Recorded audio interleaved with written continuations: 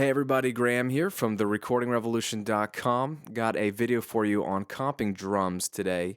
What the heck is comping? If you don't know what comping is, it's really simple. It's the idea of composite or compiling, whatever you want to call it, a couple of different takes of a performance, taking the best parts of each take and slapping them together to make a mega take, the best possible take. This is a common practice even before DAWs ever existed. Guys would actually take actual tape and they would take the best take on the tape and literally slice it up and maybe take a verse of take one and a chorus of take two and literally tape some tape together. And then you'd have a composite take. So this has been around for many years. This isn't just a computer trick. So it's a process that all of us professional engineers and hobbyists alike go through when we're kind of sifting through our tracks that were recorded to get the best takes possible, especially with vocals. And I do it with drums. I don't go crazy because I hate having too many options. If you've read my website for more than 30 seconds, you know I like to limit my choices because I just can't handle that much information. So when it comes to drums, if it's a band I've recorded, I don't let the drummer take more than 2 passes through a song anyway. So when it's time to record, the drummer is getting the right headphone mix, he or she's feeling comfortable, know the song, we've got levels right, and they're ready to go. I'll let them track through the entire song start to finish once, and then we'll give some feedback, and then we'll flip to another take and allow them to record the same thing again, and I'll save both takes, and that's all I'm going to work with. In today's video, I've got a drummer that we've tracked twice through a song, so I have 2 takes. In Pro Tools, I'm using playlists. So if you're a Pro Tools user, you might be familiar with the concept of the playlist menu. Next to every track, there's a drop-down arrow, and this allows you to either create a new playlist, which is basically a virtual take, or to sift through your current playlists. So I have a drum group on, and so that flips the playlist for all my drum tracks. But this was the first take, and this is the second take. Never mind the colors. It's an easier visual indicator maybe for you, but all they are virtual takes. Most DAWs have something like this. They might be called the take folder. They might be called virtual tracks. I'm not really sure what your DAW will call it, but if you have recorded a couple different takes, they're basically right on top of each other. The best thing you can do for drums is do a quick comp. And I don't spend a ton of time on this. All I do is I listen through and pick the best or the strongest overall performance, okay? And I'm going to base my edit off of that. In this case, I have already realized that this second take right here, the one I've got visible right now, was the drummer's best performance. And I think it's the one we used when we recorded the rest of the band. And you can see I've already cut up and kind of shifted over a couple of the regions, just a real rough edit. If maybe he was pushing the beat or behind the beat, I went ahead and shifted these just really quickly so it wouldn't throw off the bass player, the guitar player, the rest of the band, that kind of stuff. So that hasn't really been edited, but this is one take that's just kind of stayed open in my DAW because that was the better of the 2 takes. So what I'll do is take this take, and in Pro Tools I'm going to choose duplicate. But all I'm doing is basically copying this exact take, and I'm making it a third take basically now. So now I have 3 possible takes. I've got my first take, my second take, and now a third take, which is identical to my second take. But what I'll do is quickly rename this take so that I know that this is going to be the composite one. You could call all these tracks like kick comp for composite. I use the plus sign, all right? So kick plus would be that track. This next track would be called snare plus. This next track would be called high tom plus. You get it.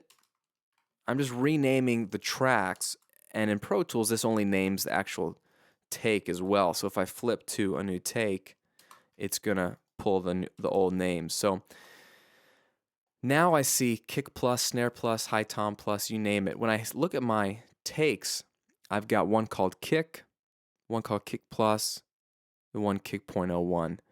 All that matters to me is that I know that kick plus is my comp, and it just rearranged them based off of the name. So I have my first take, I have my second take, and I have my third take, my composite take, which right now is identical still to the second take. I hope this is making any sense so far. If you're following me, I've just picked the strongest performance of the two and I've copied it to its own third take. So if I do any edits to this, this is going to be where I'm going to have my composite. That way, if I make any changes or I create this edit or this comp drum track, it does not affect the original two takes. I'm not actually editing on those two takes, because if I ever want to go back to them, I can have them on their own separate playlist in Pro Tools, or their own separate virtual track, or whatever you want to call it, or your own separate take. This is just a great way to set yourself up for not failing, okay? So now I can mess with this all I want. I'm going to keep this as the main take, but then all I do is I listen through and I listen to fills. Okay, so when he comes to a really interesting fill, or I know he's trying to transition into the next part of the song, I'll listen to that, and even if it sounds fine, I'll flip back to my other take and see if he had a better possible fill. So let me give you an example. In the bridge, I think, of this song, he does a little bit more complex drumming, so there's more to potentially pull. Let's take a listen actually in the second chorus. Did you hear that? There we go. Part of that is probably my sloppy edit when I was in the recording phase, but he does this sort of snare drum lead into that. So what I'm going to do is flip to my first take, and I'm just going to kind of copy. I'm going to select that. I'm going to click the letter C in Pro Tools to copy, and then I'm going to flip to my kick plus and paste it. Okay? Now, you're going to have to do some fudging because he's not going to have played precisely on the beat each time, but let's see what we have so far. Okay, that's going to be fine for now. Quick little note here. I'm not locking this to the grid yet. I'm not actually adjusting any timing or performance. I'm just trying to find the best takes and make sure that they all are visible to me. Then I'll do any tightening or drum, compressing or expanding or slicing things up or tightening it to the grid. That's not what I'm focused on right now. So if you hear timing issues that are slightly off, you don't need to worry about it. If you have a really bad performance and there's a better performed fill that's tighter to the click, you could go ahead and copy that one. That'd be your choice fill, but I'm not worried about tightening it up right now, just so you know. Then we move on.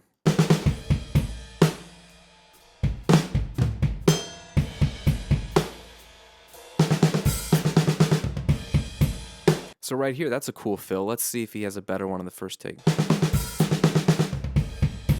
pretty much identical. Let's just leave it.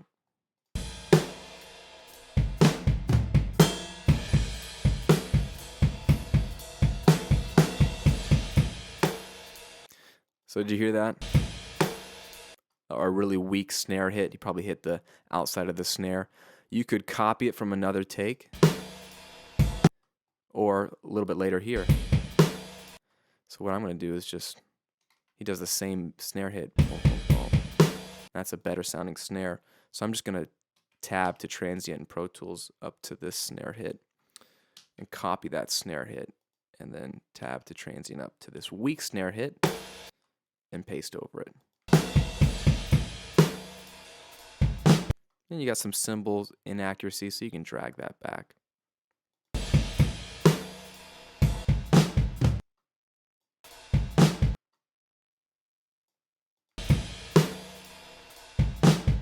There you go.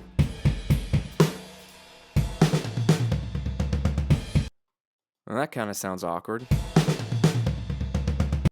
Let's see if he has a better take. Yeah, that series on the snare and tom sounds a little more natural. So that was from the first take. I'll copy that over to my plus or my comp take. Looks like he didn't do the kick drum beforehand on that one.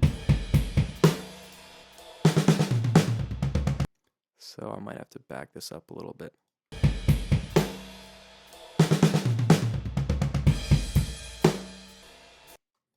So you see what you're doing. You're just kind of making it match.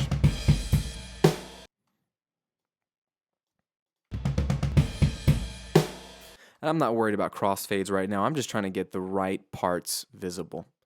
You get the idea. You move through the song and you listen for key parts that maybe he's going to do a fill, And I listen back just to my second take, or if there were three takes, I'd listen to the other two options and just pick which fill sounds the coolest, which was either a more creative fill or was just plain performed better.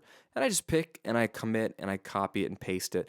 And I create this overall take that has the best parts. And at that point, that's when you're going to want to start do drum editing, where I'm going to actually tighten up the performance, lock things to the grid as much or as little as you like, crossfade and clean up the audio, and then, render out or consolidate down a fresh, perfectly edited, perfectly comped drum track before you can move on to the rest of the song. So that's comping drums the way I like to handle it. Just take the best of both worlds. Start with your strongest take and just copy what you needed from the other takes. You don't have to literally start with a blank slate and copy every single part over. I hope that helps. I hope that gives you a little bit of a perspective on a great way to get the best of your drum performances in your DAW before you move on to mixing. This is Graham at therecordingrevolution.com. Thanks for checking out the video. We'll see you next time, guys.